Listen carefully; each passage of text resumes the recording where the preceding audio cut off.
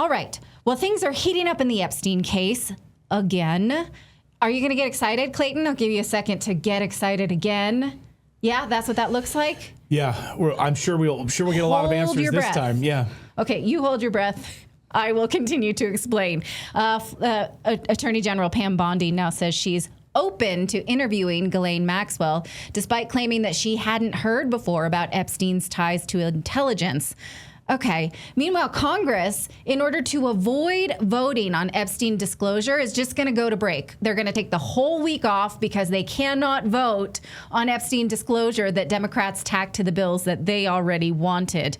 Now, in court, a judge is holding up the unsealed documents of grand jury testimonies because the defendant might object, they say, but Epstein is dead. Who can object on his behalf? So the layers of protection around this man persist long after his death. Joining us to discuss is Lionel from the Lionel Nation YouTube channel, a New York lawyer and prosecutor. Lionel, thank you for coming. You know that I have so many questions that I put together a lightning round because I don't think we can get to them. And Lionel, you know I love you, can give long answers, and I appreciate that. Give lawyer answers. Let's go. Lawyer answers. Yeah, so shall we do the lightning round first, and then we're going to get to your in-depth questions. Okay. Go. Try and answer these in one sentence or two sentences max, and we'll see what we can do. Okay.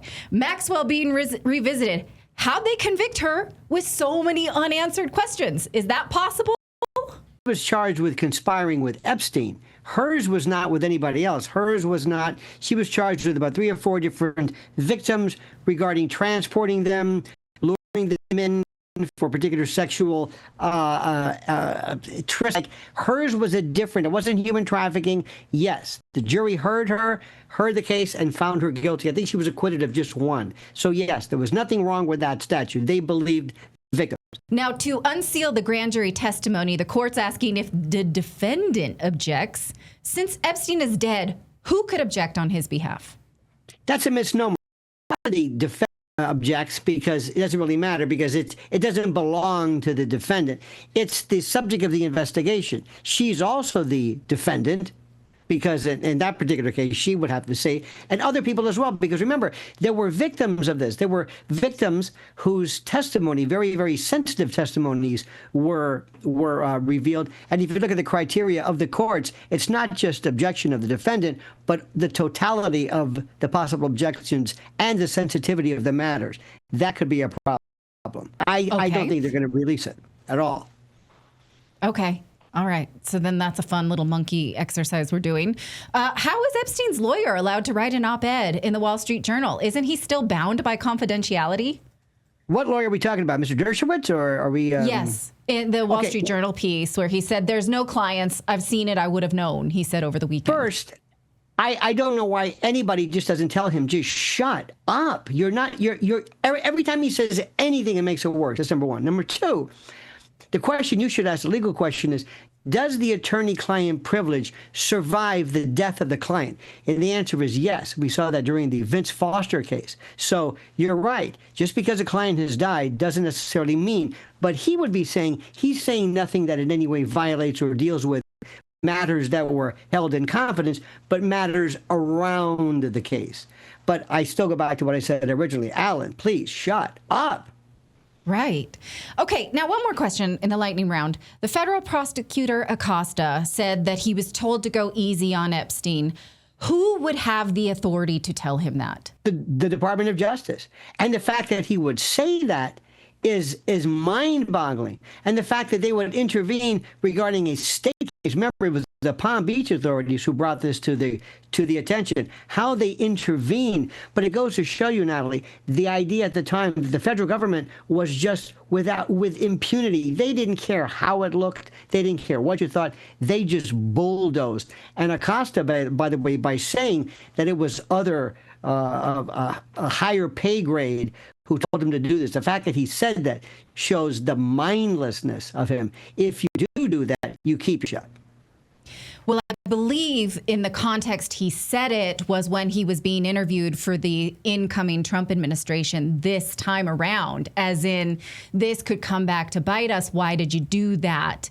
that is, it's still, and then he's sort of walked it back since, but the fact that it's been reported that he said it is damning enough for us to want answers. Okay, so let's go into some in-depth questions. I want to talk about what we could learn from the grand jury testimony, because we had one in 2008 and one in 2019. The 2019 one was about the 2008 one, where it was just Epstein abusing young girls. There were no clients in that first case. So what's the most we could learn from the 2019 grand jury testimony, which seems to be the one they're trying to give us?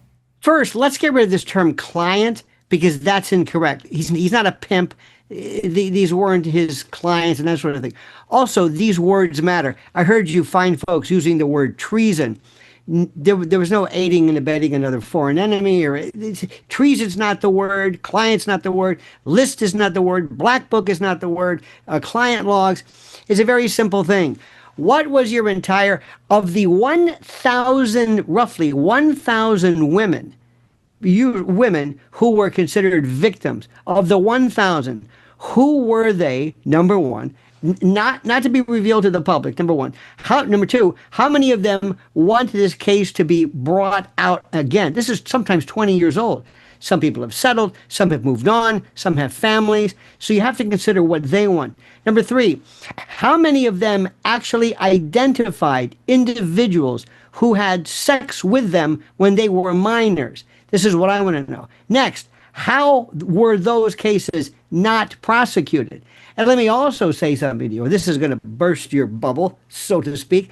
Is there anyone on the planet today who has ever said that he ever had anything happen to him or her because of some type of extortion information that was threatened to be revealed? Is there anyone who's ever made that claim? No.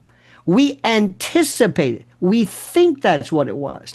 I submit to you that this is a limited hangout, that the real issue, the real nuts and bolts of the Wexner,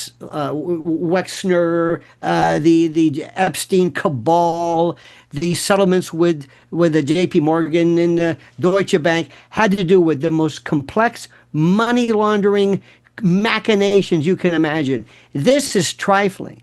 The other issue was, what about his French counterpart, who was also found hanging dead in a cell in a French jail? That's the one that's completely forgotten. Focus on that. These are red herrings. Everybody thinks that somehow you're going to have some list somewhere that's going to reveal, let's say, just up Bill Gates, Bill Clinton, something that you're going to say, aha, look at the list of these predators and look how they got away. That doesn't exist.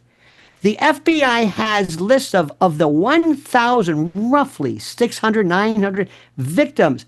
They have each said, can you identify somebody who violated you? Remember, if you're not underage, it doesn't matter. I don't think trafficking is going to work in this force, fraud, or coercion. We're looking for minors. How many of them actually involved minors? That's what we want. Not client lists, who flew on a plane. F.O. Kennedy was on a plane, for God's sake. Stephen Hawking. That's not what we want. We want to know, was there some type of a sex trafficking network specifically involving minors? If they're not minors, if it was consensual, as crude as this might sound, we're not interested. I'm suggesting that list is so small, but it's available, not through grand juries. That's not what you want. It's the investigative notes, the investigation that the FBI's had since day one. They've got it right there. And the fact that Pam Bondi can't pick up the phone and say, tell me what you've got. She's the attorney general.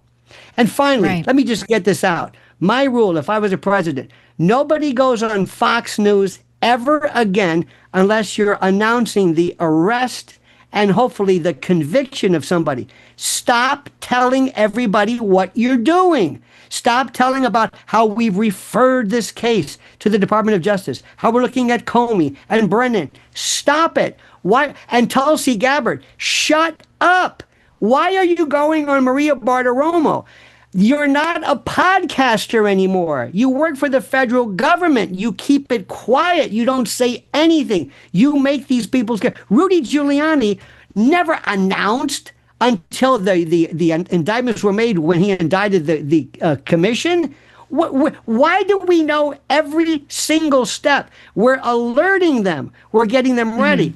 And the only way we're going to get anything done is if you go back in time and try to extricate and unravel this inherent entrenched corruption that goes from the top to the bottom of the entire federal system. Federal judges, clerks, people in the DOJ, people who are actually in the federal deep state. You can talk about this all day long. This is critical. There is no way you're going to be able to change this unless you go back and undo and clean house and basically remove the virus that has infected the entire justice system. Good luck, Pam Bondi. How would you like to delay and get out of 2 mortgage payments? Well, that's right. Imagine putting those 2 payments in your pocket, giving yourself and your budget a little breathing room. Well, that's possible with American Financing. If you're feeling stretched by everyday expenses, groceries, gas bills, you're not alone. Gas prices are still up, I have noticed, at least in Colorado. Most Americans are putting those expenses on credit cards, and there just doesn't seem to be a way out. But American Financing can show you how to use your home equity to pay off your debt. It's a tool that many wealthy people do. The big Wall Street commercials scare you about it, but all you have to do is learn it, do the calculations, and see if it works for you. American Financing has salary-based mortgage consultants that will help you restructure your loan and consolidate your debt, all without upfront fees. And they're saving their customers an average of $800 a month. That's like a $10,000 per year raise. It's simple, and it could save your budget this summer. So call now before it's too late. Call them at 866-890-8434 or head on over to americanfinancing.net/redacted. One more time, that's americanfinancing.net/redacted, NMLS number 182334. You can go to nmlsconsumeraccess.org and find out more, or just go to americanfinancing.net/redacted. Okay, so a lot like what you told us about the Diddy case is no one was held there without their consent. A lot of these people were overage. It was dirty and gross, but it was not illegal. So what you're saying we could see, because there was accusations that Epstein had girls as young as 12, but a lot of times he used Lex Wessner's connections to Victoria's Secret. Those girls were not minors, and he could have tangentially invited Bill Clinton around to hang out with girls in their underwear. But since they were of age, can you get my daughter out of here? Go. I'm sorry. My daughter just walked in here and I cannot let her hear this. Because they were of age, then it's possible there were compromising situations, but not used so overtly. Go back to the modeling in France, the Brunel connection. Those models, right? Modeling that's where I would look. But let me tell you something. The question I would ask right now if I were Pam Bondi, who wants to testify now? Who wants to come forward and go and testify before a grand jury or anybody and to explain how you were mistreated, how you did not deserve or receive justice? That's where we start, with people who are ready, willing, and able to speak now, who are underage. You've got, believe me, more than you can deal with. You don't need to go back and put out binders and lists and what. Stop telling people what you're doing. It looks clumsy. It looks like you don't know what you're doing. And by the way, is Pam Bondi, I think the world of her, is Pam Bondi hiding? Why are these minions speaking on behalf of her? And finally, Natali, why is everybody announcing everything on Fox News? I've never seen anything like this. Why are you telling people what you're doing? And why are you changing, perhaps, you're poisoning the water for a potential jury? You're basically setting up motions for change of venue. Why are you doing this? And going back to what you said about Ghislaine Maxwell, what are you going to offer her?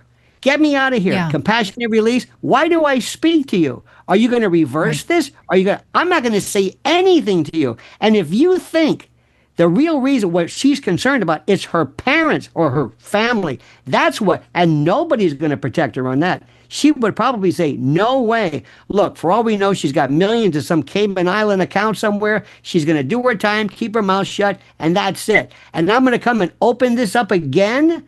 I'm gonna unravel this again. And remember one thing, this would have never happened had Pam Bondi not gone on TV and said, I have on my desk or whatever it is, a file or a list binders, or a document. All of that. Yeah. Nothing would have happened. Nobody Right. thought about this. We forgot it. It was in bed. This was an unforced error. This is an own goal. What's the point of this? Just let it go. Or if you're going to investigate it, don't announce it. Do it quietly, behind the scenes, and then surprise them with an indictment. Surprise them with an arrest. Don't tell people what you're doing. Don't alert everybody. Because if you don't follow through with a conviction, you look like you failed again. Right. And so even if we put aside the perversion, the sexual perversion, the young girls, all the assault, can we get answers about the money? Right. And so in the Daryl Cooper interview with Tucker Carlson last week, he made it quite clear that Epstein knew how to traffic weapons, how to traffic secrets for multiple governments. And so that explains what I wrote here is these irregularities, how the FBI raided his island after his death. The plea deal was structured to block future prosecutions and co-conspirators, fiscal records still remaining, victims not being noticed. So it's the money here. And let's address this last. How in the heck has the Justice Department failed to interview Lex Wessner? Is there any excuse for that? Because clearly the money behind the sex is just as important, even though we're very interested in protecting the girls. I cannot believe that no one has not interviewed him or talked to him. But let me leave with this question. What do you think the chances are of somebody saying, okay, we want to send some agents to what, Israel, and find out what the connection was there regarding intel? Good luck. What do you think that's going? You think that's going to come through? You think anybody's going to be chomping at the bit? You think President Trump is going to say, let no stone unturned? Baby, come clean. What did you look? Let's be real. We're all adults. We know what's going on right now. We know the climate. We know what you can and can't say. It's going to hit a point and then stop. You know and I know what this is all about, or what it was then. Final question. If this really were the Mossad, like everybody was saying, do you think that they would allow 20 years worth of hard drives and data to sit around collecting dust before it was seized by the FBI? Don't you think you would seize this as they were accrued? This stuff, that story doesn't even make sense. I'm not even sure if they had any tapes, had any files, terabytes of data. You might have had a lot of surveillance video and ring camera stuff or whatever the equivalent was then. I think if you really get down to it, this story is so simple. It's made to sound complicated. Talk to the victims right now who want to come forward, have them testify before Congress about what happened, have them tell the world how they were shunned or ignored, about how they were minors and how they have been forgotten. Start with that. No worry about a grand jury and logs. Talk to the victims who want to speak now, who have been ignored heretofore. Simple. Okay. I mean, again, that's one part of it. But it will not help us understand the funding bit. It will not. And you're right. The Lex Wessner bit. You're never. It ain't going to happen. That is what the government's protecting more than the sex crimes is the money, the intelligence. Not so much as they're protecting. They're just not interested, because with that comes other people saying, if I speak about this, do you want me to talk about intel connections? Do you really want to?